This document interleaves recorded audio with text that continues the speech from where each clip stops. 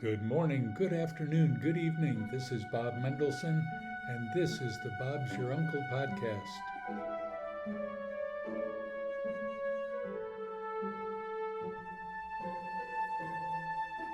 Of course, that's the music of J.S. Bach, his Air on the G string.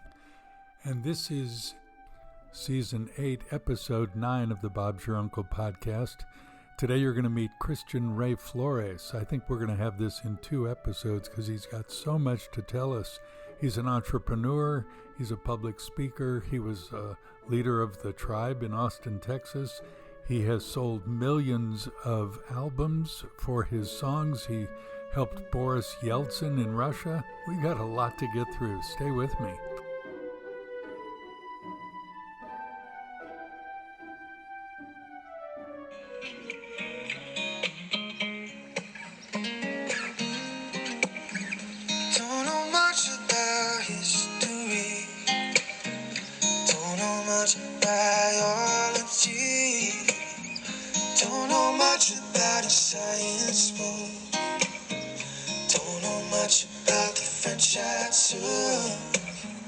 But I do know that I love you, and I know that if you love me too, what a wonderful world this would be. On this date in history, the 23rd of June in 1645, the Cretan War began that lasted 24 years with the attack by the Ottoman Navy on the Venetian-held coast of Crete. In 1713, the French residents of Acadia were given 1 year to declare allegiance to Britain or to leave Nova Scotia, Canada. In 1724, Russia and Turkey signed the Treaty of Constantinople. In 1794, the Russian Empress Catherine the Great granted Jewish people permission to settle in Kiev. In 1888, Frederick Douglass was the first African American to be nominated for U.S. Vice President. In 1908, the Shah, Muhammad Ali, leads a successful counter-revolution in Persia, aided by the Russian legation and a Cossack brigade. In 1908, the U.S. suspended diplomatic relationships with Venezuela after the government refused to compensate Americans for injuries. In 1972, U.S. President Nixon signed Title IX, the act barring sex discrimination in college sports. Then 2 big events on this date in 1980. David Letterman show debuted on the NBC TV network as a daytime show. And in 1980, this date, June 23, West Germany won the European soccer title 2-1 against Belgium. And that's the historical marker of the week.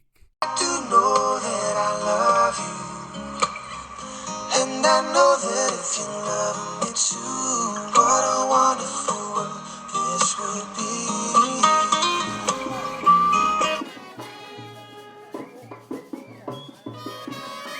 We pick up the interview with Christian Ray Flores right as we begin. Christian, nice to meet you, and thank you for being on the Bob's Your Uncle podcast. You are an American by choice and a self-described coach, entrepreneur, public speaker, trainer, a brand grower, so much more. Let's start there if you don't mind. You were born in Russia, but moved as an infant with your family to South America. You grew up in what country? I grew up in Chile, Germany, Africa, and then back to Russia when I was a teenager. A wide range. Do you have a wide range? Yeah. Do you have mixed loyalties in the World Cup matches? You know what? I don't actually. I've always rooted for Brazil for whatever reason my whole life, and the reason I root for them is because they just play the game beautifully, and I appreciate a beautiful game. That's what it's called. Do you have mixed loyalties in political considerations? I don't. I am pretty much America, America first. Not only because I live here, but because I believe in the ideals that built this country, and I consider myself blessed to be to be a citizen, to be an immigrant here, and to benefit from all of the things that people sacrifice so much to build. You also helped Boris Yeltsin get elected to government after you returned as a teenager to Russia. How I did did. that happen? Well, these were wild times. I, a little bit of the backstory. I came back, finished high school, went to college, got a master's degree in economics, but I was musical my whole life. And the Soviet Union, I grew up basically in the sort of the last decade of the Soviet Union. So came back 84, it collapsed in 91. Yeah, so I saw the whole thing basically collapse slowly and then rapidly. And before it collapsed, there was no chance I could use my musical talent to get anywhere because it was all government Hmm. run, right, top down. But then after it collapsed, I was already working in sort of my chosen profession as an economist. And I realized, okay, you know what? All of a sudden, we have this free market in the truest free form. Let me give it a try. So, so that's what happened. And then within a year, I was on national television. It's sort of fast forward a few years from that, and I was basically, sold millions of albums, had videos, radio, TV across 15 countries. I was touring, and Boris Yeltsin was trying to get reelected, and the communists were coming back on the wave of discontent with all this instability that comes from basically starting over, right, as a country. And um, I had a hit at the time, a number one hit called Our Generation, and it was just massive. And it was basically thematically aligned with with basically investing in the future rather than going back to the past. So his team used my music, my videos. I campaigned for him because I really truly believed, that democracy is the way. So that's the story. Thank you. Great story. Uh, Economically, what's your number one fear in these days? You mean here for us living in the United States? Well, the world is one big domino. I don't think I don't think Japan can come and go without touching Brazil, without touching India, without touching Oh, you USA. mean on a macroeconomic sort of level? I think AI I mean, it's not even a fear; it's just a reality. Anytime there's some sort of technological revolution, there's a period of chaos, right? And you just don't know exactly how it's going to go. So that's already here, basically. So, and it's going to accelerate in the next couple of years. So that's just the reality we need to deal with. But it's just the nature of things. Can you help fix that? I mean, it's uncomplicated. I think being able to master AI and be the person who is masterful in whatever space you're in Mm. using AI is like the lowest hanging fruit, right? People who don't know AI are going to be end up working for the people who do use AI. That's basically the bottom line, right? And I would say part of the reason why I do personal brand strategy for people now is because that's another way to sort of AI proof the future for yourself, is that people trust people. Mm. People don't people don't trust corporations, people don't trust machines, people trust people.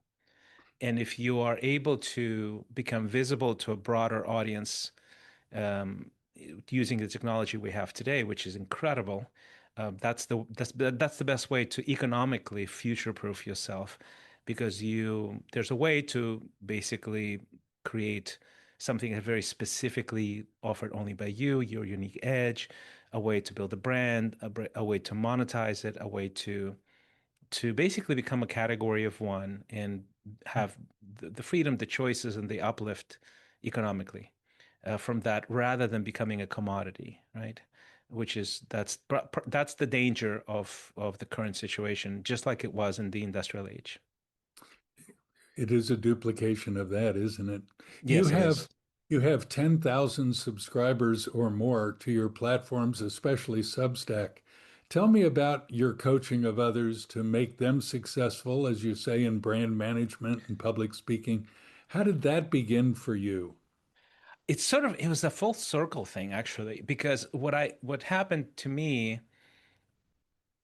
when I was at the peak of my music career is that I was objectively in the sort of 0.1% of people in my space, right? If you're selling millions of albums, that's where you are. And then there were areas of my life where I had no game, I was terrible at. And that undermined that huge advantage that I had. And that's sort of the reality for most high performers. People that are extraordinarily good at what they do, they usually have some flat sides. And if you want to be good at what you do and remove those flat sides, it's better to have to work side by side, shoulder to shoulder with somebody who can compensate those, can look over your shoulder and train you up in your vulnerabilities, your flat sides, and give you much more of an advantage in life. And so that's what happened to me. I just met a guy who was my first mentor, and he basically modeled this mentor-mentee kind of relationship for me, and it had such a huge impact in my life that over time I never stopped getting new and new mentors, so, and I still do. So I still have several people in my life that I try to communicate with, all of them weekly. And that's carried me so much further than I thought it would be possible. So eventually I realized, okay, I've benefited from this. I know what it feels to be a high performer from the inside out. I'm a high performer, and I'm pretty good at helping people. That's always another pattern, right? It's so across continents, across even the ventures that I've been pursuing, which was several. I've always sort of attracted a certain type of people who just came to me for advice, for mentorship, for guidance. And eventually, I think it was just the season. The season was right for me to make it official and to create this. Essentially, it's not really even a coaching program. It's a coaching program, a strategy company, and a media company all in one. It's complex. You Yeah. need a lot of mentors. Who particularly today inspires you?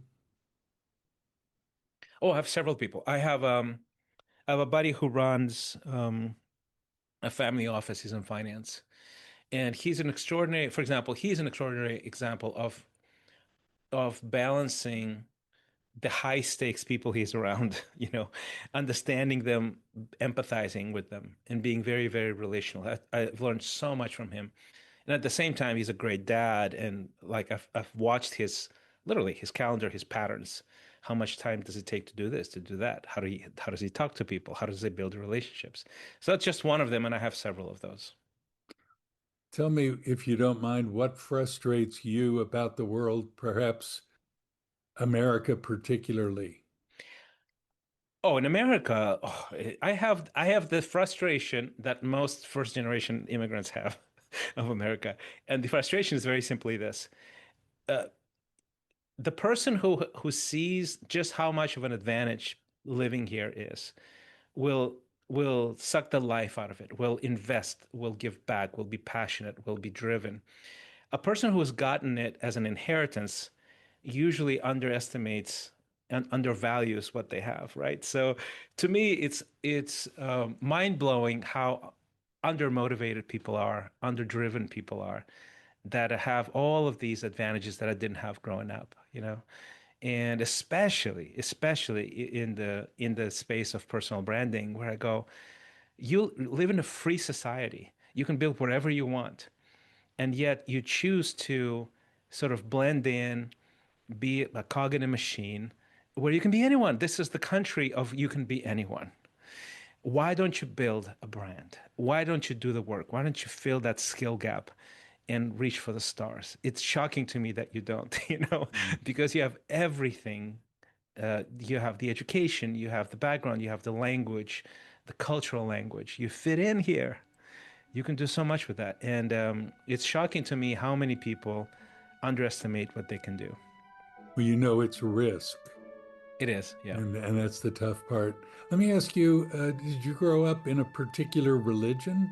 I think I'm going to leave it right there for next week. Come back for the rest of the episode. He's going to talk about life as a pastor, as a father of 3 daughters. He's got so much more to say in economies and much more. See you next week. But let's finish this episode first. Hey, let me let you know about the website called therealbobm.com. That's my new website, and you can go to it anytime and get the latest Instagram or Facebook, my blog. Everything is all on there. There won't be anything that I write about, communicate about, that you can't find there. It's all searchable. Things about Israel, things about Jewish people, my reflections after the Bondi massacre, on and on. So even Flickr, even all my photos, historical photos, you'll find it all there, therealbobm.com. And feel free to comment on any of those platforms or right here where you're listening to the podcast. There's so much to ponder, so many avenues to communicate in. I just want to be available to you and let you be available to me. So let me know what you're thinking. Would you do that? Thanks.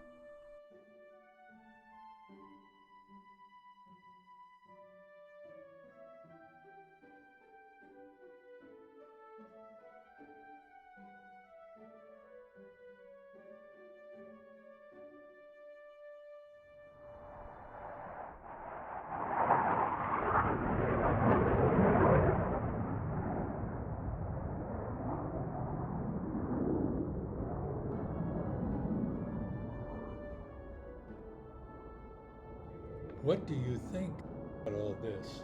Why don't you write to me, Bob Mendo at AOL.com, or comment right where you're listening to the podcast. Every week we read from the #1 bestseller of all time. That's the Bible. Today's no different. From the Gospel of Mark, as Yeshua was saying, the kingdom of God is like a man who casts seed upon the soil, and he goes to bed at night and gets up by day, and the seed sprouts and grows. How? He himself doesn't know. The soil produces crops by itself, the blade, the head, then the mature grain in the head. But when the crop permits, he immediately puts in the sickle because the harvest has come. Next week, we'll finish up this interview with Christian Ray Flores, and he will encourage you to no end. In fact, he'll encourage you to keep on keeping on. He's a real champion. See you then. So remember, when things seem bleak or uncertain, look up to God. He's in his heaven, and Bob's your uncle. Shalom from Nashville.